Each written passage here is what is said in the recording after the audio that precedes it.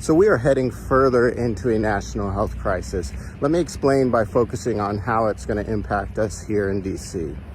So in DC, we have a higher than normal rate of HIV and of heroin use and of opioid-related overdoses and deaths.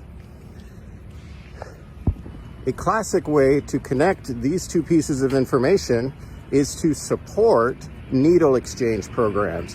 If you have a population that you know is using, at least have them using clean needles for the meantime, so that we don't have more public health issues. The federal government is now saying that if you are an agency that receives federal funding, you need to stop with needle exchange programs. And it's not even where they're saying, don't use our funds for the needles. They're saying if you use them, period, with funds that you've gotten from anywhere, you need to stop.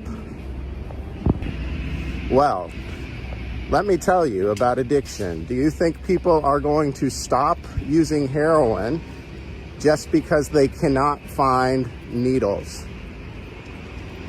Now, here in DC, with this higher rate of HIV, what do you think is about to happen?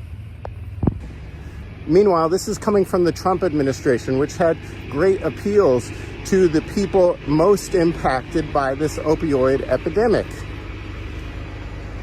Also, though, in the first Trump administration, they are the ones that gave this sweetheart deal to the Sackler family, which hooked so many people on smack. And then there's RFK in the current administration, formerly a heroin addict.